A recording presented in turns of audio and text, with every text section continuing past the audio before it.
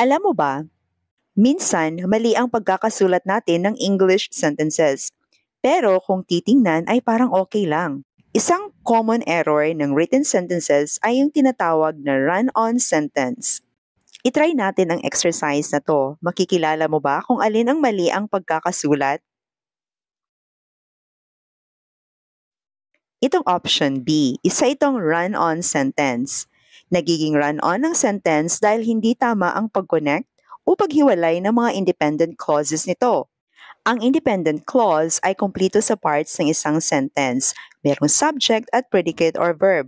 At pwedeng gawing complete sentence. Isang simple sentence. Kapag i-combine sila, magiging compound sentence na or sentence na composed of two or more independent clauses. At dito tayo madalas nagkakamali kung isusulat na kapag hindi natin alam ang rules paano i-combine ang mga independent clauses. Dapat kasi merong comma after sa naunang clause bago lagyan ng conjunction. Pero madalas ganito ang pagkakasulat natin. Example ito ng isang run-on sentence.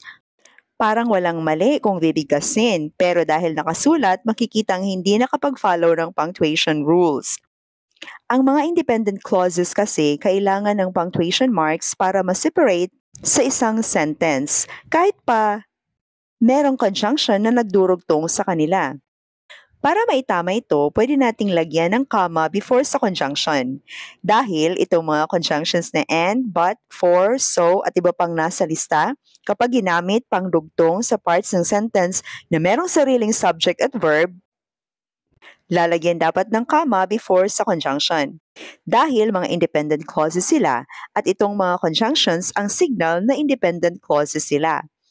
Kung ginamitan naman ng mga conjunctive adverbs gaya ng however at ng iba pang nasa lista, semicolon naman ang punctuation marks na gagamitin before sa conjunctive adverbs at comma after sa conjunctive adverbs. Pupwede rin naman na hindi na lang gagamit ng conjunctions or conjunctive adverbs. Okay lang na semicolon lang ang gagamitin. At merong tatlong klase ng run-on sentence.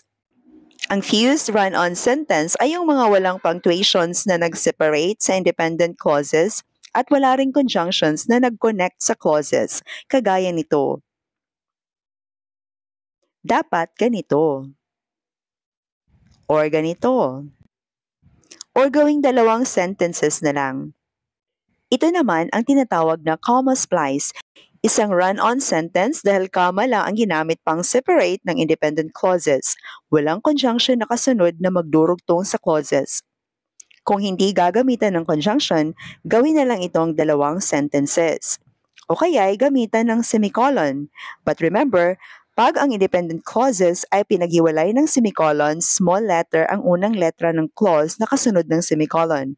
Pero kung ginawa itong dalawang sentences, ang unang letra kasunod ng period ay dapat capital letter na.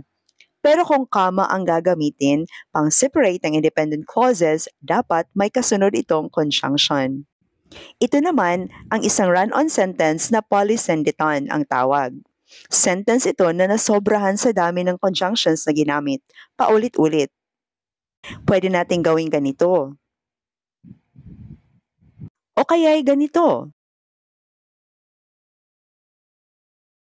Ngayon, try natin kung makakakilala na tayo ng sentence na may mali ang pagkakasulat. Alin dito ang hindi tama ang pagkakasulat ng sentence? Ito ang hindi tama.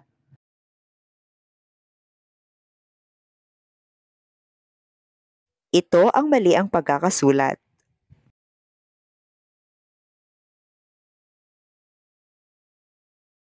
Ito ang mali ang pagkakasulat.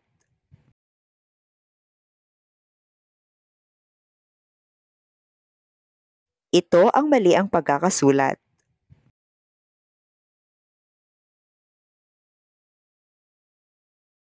Ito ang mali ang pagkakasulat.